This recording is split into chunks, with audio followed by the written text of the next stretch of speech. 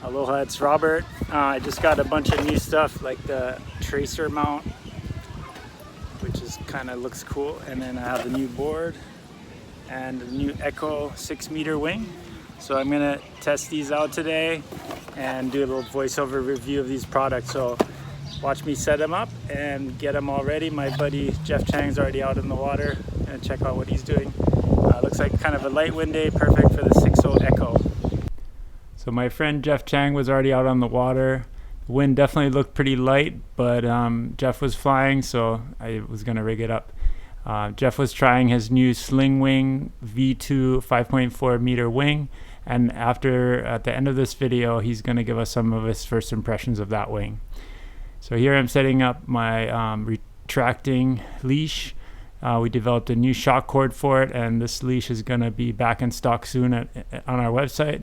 And also we're going to have it available soon on Amazon in the US as well as internationally, so check for that on Amazon. It's an exclusive product we designed with Oceanus for Blue Planet. So this is my new Echo wing. The package is definitely a little bit smaller than the older ones, so that's nice. The boom has an oval shaft, and then this line that goes through 2 loops on the wing slides over the boom, and then the boom slides to that little nylon loop in the back and then it attaches on the back. They did away with that Velcro attachment on the back of the V1 wing. Definitely seems a lot more solid. I had problems with the Velcro on the older Duotones coming undone while I'm foiling it, which was very annoying. So before I attach the front boom handle, I put a little bit of air in the wing. I just find that if I try to attach it before, when it's still flat, it kind of tends to slip out of those little string attachments.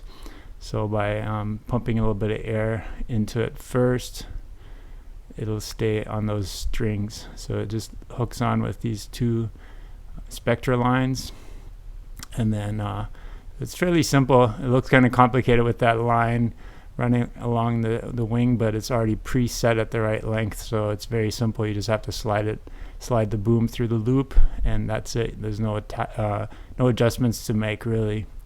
If you did want to adjust it, you would just have to retie the knot, I guess. So I find that different pumps show different PSI levels, so you can't always count on the pressure of the pump that's the pump is showing. So I kind of just check the tip of the wings. If the tip is easy to twist, then I just put a little bit more air in it. So it should be kind of hard to bend the tip of the wing, because if you're if you're touching it on the water, you don't want it to be bending.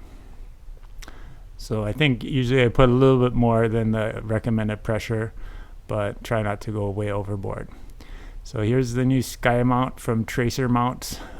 Definitely cool looking unit, nice packaging, pretty professional looking, and it's made for kite surfing.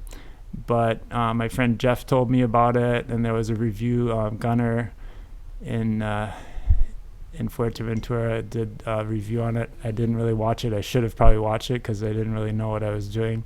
But inside the packaging, there's like different thicknesses of foam pads, all kinds of little knickknacks in there. And then where's the instructions? Oh, there's the instructions. So the instructions that come with it are for kiting. It's really not that helpful for wing foiling, but so I just kind of try to figure out how to do this. I wanted it to kind of look down from the side of the wing, so I figured putting it on the side would be the best positioning, and trying to figure out where to put it and how to adjust it.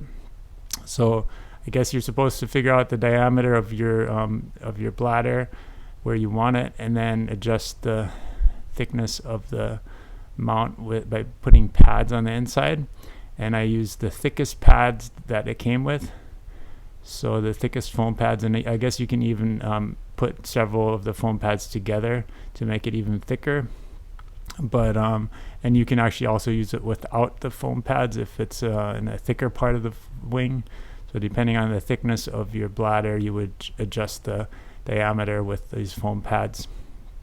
And the thickest ones seem to work pretty well. I don't think I would use it without foam pads, because it also protects your bladder a little bit having that foam on the plastic, I figured. So I lost one of the pieces, was under my board. There it is. So yeah, I attached those, and that seemed to work pretty well. So because it loops all the way around, it can't really be twisted out more. It just kind of sits at a certain angle in the wing. So that's one thing that was a little bit hard to adjust the angle of the camera up and down. But actually the angle came out better than I thought. It seemed like it wasn't out enough from the wing, but the way it shot was, well, you'll see the footage later. But I had to let out air several times. I thought I could slide it on with taking out a little bit of air, but I just had to keep letting out more air. So pretty much, so there was almost no pressure on the wing to get it to kind of where I wanted it to be. And then once I pumped it back up again to full pressure, it was definitely a nice, tight, solid fit on there. So I would say, once you have that all adjusted and figured out, know where to put it, it's actually pretty easy to put it on. You just slide it on before you pump up the wing, then pump it to full pressure, and it's tight on there. So fairly simple installation. It does add a little bit of weight to the wingtip, so that's something to consider. This is my new board, 5.4 prototype, 5.4 by 25. So it's a little concept I wanted to test out. It has like this flat spot in the middle, and then kind of the rails on either side a little bit raised up, and that shape allowed me to kind of put a lot of rocker into it. It has kind of real banana shaped rocker on the rails. It's pretty flat in the middle where that groove is, but then the sides have a lot of rocker. So my theory was that by putting in all this extra curve, it'll make it easier to pump the board to engage the foil. So even before you lift off the water, you can kind of rocker that board back and forth and start to engage the foil and kind of lift off a little bit sooner by getting a steeper angle of attack on the foil.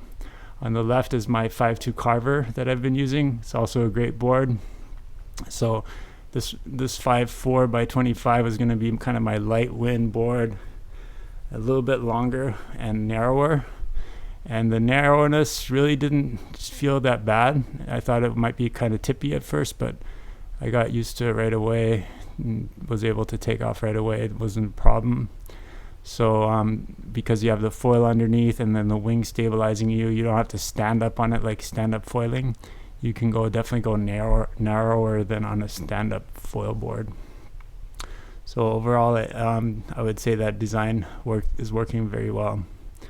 I also have some other prototypes I'm working on, so we'll have some wing-specific boards coming out in a few months. But that's probably still like about 2-3 months out before we're going to be having those in stock. For now, we do have the Carver foil boards in stock, which are great for both stand-up paddling and wing foiling. So those I highly recommend. The 5.8 or the 6.2 is a good one to use if you're new to wing foiling, or the easy foilers are good boards as well for learning.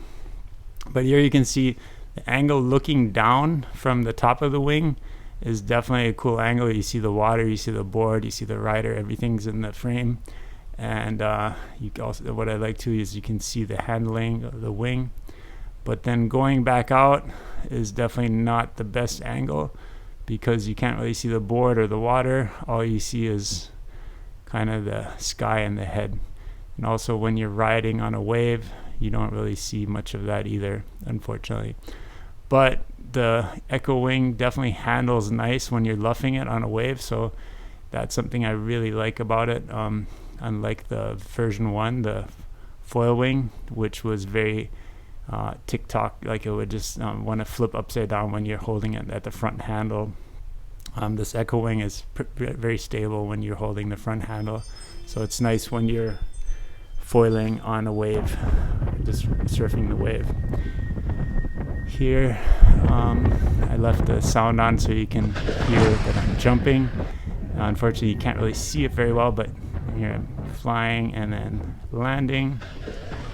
So I think, you know, if I wanted to shoot jumps, I would just put the camera on the other side of the wing so that it shoots down when I'm going out against the waves to jump, instead of having it look down on the way in when I'm riding the waves. So, but yeah, something that's nice is that you can definitely see the different hand placements, and when I'm moving my hand around in the jibe, I like to go into the jibe with my hand in an underhand grip, because then when I'm turning through the jibe, I can just keep that hand position through the jibe, and then I don't have to let go really of the front hand in the jibe. There's a tack. So yeah, overall I would say definitely that the new Echo wing has been great, especially for light winds. I was able to fly. Jeff was on his 5.4 and a smaller board, and he was in the water a lot more than I was. So, and the wind was getting lighter and lighter, so I definitely had to pump and stuff like that. I was able to keep it going, but it was a pretty short session. The wind just kept getting lighter, so it was not the best day for wingfoiling, but with the right equipment, I was still able to get out and have fun. So that was definitely cool. And you know, even being able to jump, I think I said in a previous video that I can only jump when the wind's strong, because it helps you kind of lift up. Here I'm doing like a hand switch without holding the boom, like letting the wing float for a little bit, but it almost got away from me. I had to really stretch my arms to catch that wing again. But I'm trying to do a tack where I kind of throw the wing in front of me a little bit and then let go of it with both hands and then catch it kind of on the other side. That's something I'm practicing, but just like kind of letting go of the wing in lighter winds, I think it's kind of a cool move. I'm working on that. I definitely need a new leash line. That one's all stretched out and the rubber band inside is messed up. So, but anyways, Daniel was just heading out when we got back in, and the wind was even lighter when he went out. But I asked him to talk a little bit about his wing and have a little comparison between these three wings: the Slingwing, the Ozone, and the Duotone. So those, I think, are some of your best choices right now for wings on the market. I love it. So Daniel, tell us about your wing. What wing is it? What size? This one is 5 meter Ozone Wasp, and I don't know. What do you like about it? I like that it has all this last handle back here. Yeah. For more power, and it's pretty durable. Do you use these handles here, the side handles? I tried it. It feels pretty good. Like pulling into the wind more, but yeah, I haven't rode any other wing, so it's hard for me to compare. Okay. And you have the 6 meter too, but even though the wind's light today, using the 5, why is that? Yeah, actually, I sold my 6 meter. Oh, you sold it? Yeah, because it feels too big. Yeah. Yeah. All right. Riding. Have fun out there. Right on. Thank you. All right, Jeff, so you guys just got your new wing today. Can you tell us a little bit about it? So it's the first time I tried it. I was riding the F1 before, and this one's mostly heavier, but it feels a lot more solid. It has a lot more like instant power. So this is the Slingwing V2. Yeah, I think these are more, not handles, but more for structural. So when you pull, the wings don't flex as much, I think. And then it has more handles than the F1. I only used these two in this last session. I don't know if I need these. Maybe when you're jumping, you might need them. I don't know. But I mainly use these two. Sometimes that one, and it was fine. But it felt pretty solid. It real stable, real smooth through the air, and I think those battens help smooth it out so it doesn't flutter. But pretty nice wing. It still has a lot of power. I rode the waves pretty well. But yeah, this one says 8 psi, so that's pretty hard. A little bit higher. Yeah, I've only been pumping my F1 up to 7, and it's been plenty. But this one's 8, so I guess that's partly how it's so solid. Yeah. So yeah, it comes every 0.4. So 3.4, 4.4, 5.4, 6.4 is the biggest one. Yeah, I felt pretty good. It was really balanced. So like when I did the jibes, it kind of just floats on itself. So as long as there's wind, then it's fine because it holds itself up. But when, like today was super light, we're swimming a lot, and then you can feel the weight versus the F1. It takes more to hold it up in the air. In the lighter sure. wind, yeah. Yeah, it's kind of like what they did was combine the Ozone and the F1. So, like this panel is from the F1. It's pretty much a copy, I think. So then the material doesn't have to sew to the strut. So it gives the airfoil like that without the huge strut of the Ozone. Yeah. And then plus it can luff a little bit better. Right. And then this part is, I think they had this before, but this is kind of Ozone, and this F1 doesn't have this kind of structural thing. So it's kind of a combination of the two. It's pretty cool. The F1 wingtips go out a lot more like that. Yeah. So sometimes you touch, but you kind of get used to it. So this one is pulled in a little bit. Get used to. I mean, I think you can get used to riding anything. But it rode really nice. I liked it. It's good. What about the handles compared to the F1? So the F1 basically has only these three handles. Yeah. This. And that's all I used today. I think these ones are stiffer, yeah, or more like seems like they got a little bit more. They're a little more rigid. They're a little smaller, so yeah. Slide back and forth. Other handles F1 are a little bigger. Yeah. So it's. Derek was joking. It's for Jeffrey Spencer hands. but it was okay. You could get your hand in there. So yeah, it was a good wing. Pretty nice. All right. Thanks, Jeff. Yeah. Okay, Rob, you want to tell us about your new 6-meter Duotone wing? It's taking off by itself. Yeah. Well, yeah. So today was I think my third or fourth time riding it. So I'm still kind of getting used to it, but so far it's pretty awesome. Like compared to the version 1, the first, what is it called, Duotone Wingfoiler wing. Has definitely made a lot of improvement. One thing is like the first versions had a lot of luff. I mean, the luff was really floppy right here. This one definitely has more tension. So that alone gives you a lot more power, I think, and then has this thing that stabilizes the foil, I guess. Really, on the 6-meter, it has a really big bladder, which I guess makes it more rigid too. But it really feels powerful. I mean, for a 6-meter, just for me in light wind, it makes all the difference. I can now fly and jump and do all kinds of stuff, even when the wind's really light. So that makes a big difference for me. The boom is nice. It's got the oval-shaped boom. It seems a lot more rigid, more stiff, stronger. And let's see what else. The tips, it is a little bit wider, has more wingspan, the 6-meter, than the 5-meter and the 4-meter that I have, obviously. So I kind of have to get used to, when I'm starting, not to bring it too low, because then the wing starts touching. But it has enough power that you can kind of start it with kind of just pulling you up more. What else? Yeah, so then the battens aren't all the way through, so you can fold it in half, which makes it more compact to pack it up, I guess. That's nice. The boom fits really tight, so that was an issue sometimes with the first version, that the boom would kind of move back and forth a little bit. On this one, it's super tight. There's no play at all. And then that oval shape on the boom. And just for me, that I'm so used to having the boom, where I can just easily slide my hand. I can switch my grip. I can slide it back and forth, grab wherever I want, even without looking. Like a lot of times when I'm tacking, I just put it over my head and I grab it without looking where I'm putting my hands, right? So when you have handles, you always have to look up and see where you're grabbing. With this, just grab it wherever.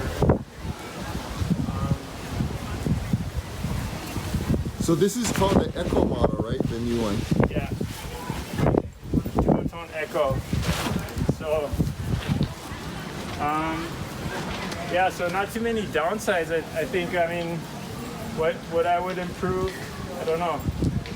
Maybe make the tips a little bit narrower, maybe a little bit more like the Slingwing, so that you get not quite as wide of a wingspan. I think that might help. But otherwise, the biggest problem with the Duotones is that they're so hard to get. They're always out of stock, and so dealing with Duotone is sometimes a little bit of a headache getting stuff from them, but pretty stoked to have this one, and I'm still waiting to get maybe a 5 meter and a 4 meter. So pretty excited. It's definitely up the game a little bit for me, and makes it more fun to go out in the lighter wind days like today. So I see, Rob, you got your new Skymount GoPro filming thing. So how does it work? Like, does it adjust, or you gotta just put it in the right spot, or? Yeah, so I guess the way you do it is you kind of find the right place with the right diameter, and then you have to put it on before you inflate it, basically. Or you put it, then they have different thicknesses of these pads. Okay. So you put I put the thickest one on there, and it seems to work pretty good. And you find a spot on there where it's you know, where it'll be a little bit, you know, be tight when you inflate it, and then you just inflate it onto the kite. Oh, nice. Or onto the wing, and then once it's inflated, it doesn't really move. So it seems to be pretty good, but I think the angle could be better, though. You know, like right now, I mean, we'll see how that came out, but right now the angle just it's like half of it is the wing and the other half is the person. So I think if you could somehow angle it more downward a little bit, or maybe put a 90 degree, and then you could do this. Yeah, you need to swivel this way, kind of, Yeah. So I think this is kind of set up for kites, so it might not be the best angle for wingfoiling. You can't and rotate. then also this the other thing is it gets you, you know, when it's on top, it's a good angle, but then when it's on the bottom, then it shoots up from the bottom, so you don't really see the board or the water. Right. Okay, so thanks for watching. Stay tuned for more videos with the Skymount, and like I said, I'm getting the GoPro Max soon, so we'll have more videos coming out, wingfoiling and stand-up paddling, all kinds of cool videos every Saturday. So give us a thumbs up if you enjoyed it, subscribe to the Blue Planet Surf YouTube channel, and we'll see you on the water. Aloha.